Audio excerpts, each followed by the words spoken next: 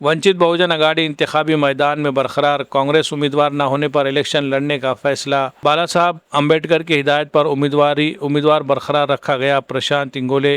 वंचित बहुजन अघाड़ी ने नांदेड़ कानून साज काउंसिल में अपनी उम्मीदवारी बरकरार रखने का ऐलान करते हुए वाजे किया है कि अगर कांग्रेस का उम्मीदवार मैदान में मौजूद होता तो पार्टी अपनी उम्मीदवारी वापस ले लेती, लेकिन मौजूदा सूरत-ए-हाल में पार्टी पूरी क़ुव्वत के साथ इंतखाब लड़ेगी। वंचित बहुजन अघाड़ी के उम्मीदवार और कारपोरेटर प्रशांत इंगोले ने मीडिया से गुफ्तगू करते हुए कहा कि कांग्रेस और वंचित बहुजन अघाड़ी के दरमियान जिले में लोक न्याय अघाड़ी के तहत इत्तेहाद कायम है। उन्होंने कहा कि पार्टी सरबराह एडवोकेट बाला साहब अम्बेडकर की वाज़ेह हिदायत है कि अगर किसी इंतखाब में कांग्रेस का उम्मीदवार मौजूद हो तो उसकी हिमायत की जाएगी, लेकिन अगर कांग्रेस उम्मीदवार मैदान में न हो तो वंचित बहुजन अघाड़ी खुद इंतखाब लड़ेगी। प्रशांत इंगोले ने कहा कि इस मरतबा महाविकास अघाड़ी की जानिब से कांग्रेस के बजाय उद्धव बाला साहेब ठाकरे ग्रुप उबाटा को उम्मीदवार बनाया गया है। इसी वजह से वंचित बहुजन अघाड़ी ने अपनी उम्मीदवारी बरकरार रखने का फैसला किया है। उन्होंने मजीद कहा कि पार्टी इस इंतखाब में पूरी संजीदगी के साथ मैदान में है और किसी किस्म की मफाहमत या समझौता नहीं किया जाएगा।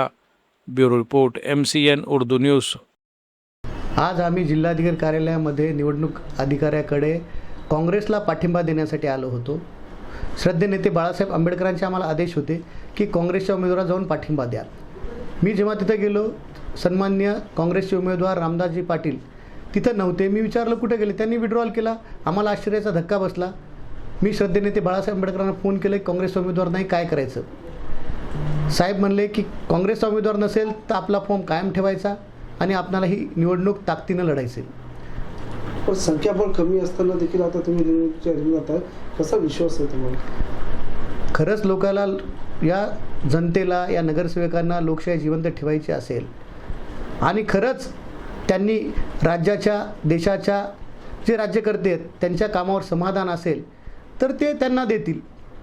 आणि त्यांना खरंच जर स्वाभिमानाने आणि चांगला काम करणारा आमदार पाहिजे असेल तर नक्कीच आम्हाला एक गुप्त मतदान आहे। गुप्त मतदानाला चॅलेंज नाही की गुप्त मतदानामध्ये लोकांचं मत असतं, ते देणारे दान असतात, त्यांचा विचार असतो।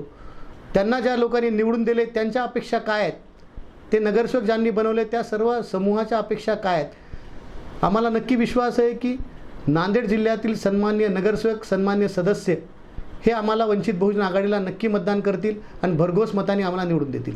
उबाटाचे उमेदवार आहे, महाविकास आघाडी घटक पक्षाचे आहेत, म्हणजे तुम्ही कसं आहे? आमची काँग्रेस पक्षासोबत महानगरपालिका नांदेड येथे युती आहे आणि त्यांचे 92 म्हणजे सेकंड लार्जेस्ट त्यांचा फिगर असताना सुद्धा, नगरसेवक असताना 17-18 नगरसेवक असणाऱ्या उबाटाला कसं काय त्यांनी उमेदवारी दिली, इथंच आम्हाला आश्चर्यात धक्का आहे। आणि आमची युती असल्यामुळे आम्हाला विश्वास आहे की काँग्रेस पक्षाचे सर्व नगरसेवक आणि ज्यांना ज्यांना लोकशाही जिवंत ठेवायची या देशामध्ये असे असणारे सर्व पक्षाचे सन्मान्य सदस्य नक्की आम्हाला मतदान करून निवडून देतील।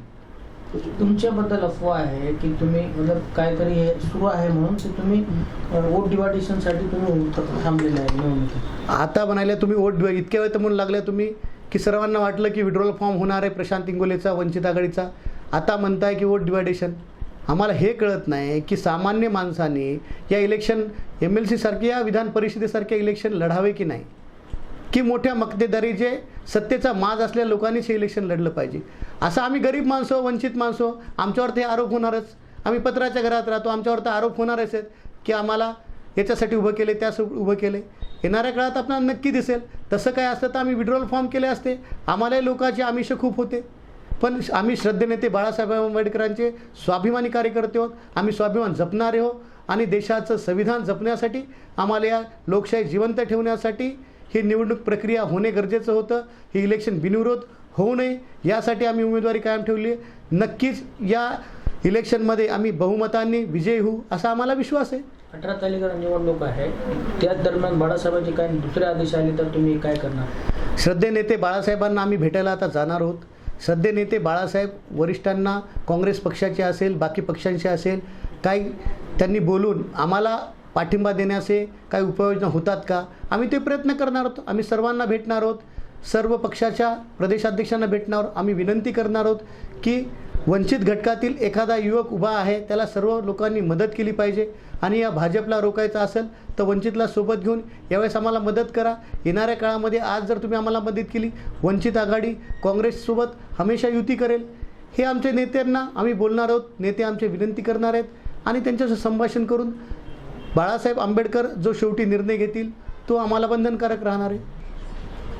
नांदेड़ शहर में अगर आप शादी, निकाह, वलीमा या किसी भी तकरीब में शिरकत के लिए आ रहे हैं और मेहमानों के क़याम के लिए एक बावखार, पुरसुकून और जदीद सहूलियात से आरास्ता मुकाम तलाश कर रहे हैं तो आपके लिए बेहतरीन इंतखाब है यासीन गेस्ट हाउस. जी हाँ, यासीन गेस्ट हाउस को ख़ास तौर पर इस अंदाज में तैयार किया गया है कि तकरीबन 50 मेहमानों के क़याम का बैक वक्त मुनज़्ज़म और आरामदाह इंतज़ाम किया जा सके. कुशादा कमरों, साफ सुथरे माहौल और मुकम्मल प्राइवेसी के साथ ये गेस्ट हाउस आपके मेहमानों के लिए घर जैसा सुकून फराहम करता है. यासीन गेस्ट हाउस की खुसूसियात: बेशतर बड़े फंक्शन हॉल से पैदल फासला, माल टेकड़ी रोड से महज 200 फीट की दूरी, गर्म पानी के लिए गीजर की सहूलत, इन्वर्टर की सहूलत, तेज रफ्तार वाईफाई कनेक्शन, साफ सुथरा और महफूज माहौल, मुनासिब और वाजिबी किराया. मजीद मालूमात और बुकिंग के लिए आज ही राब्ता करें. यासीन गेस्ट हाउस, नज़द Haidar garden function hall, Haidarbagh number 2, Deglur नाका, नांदेड़.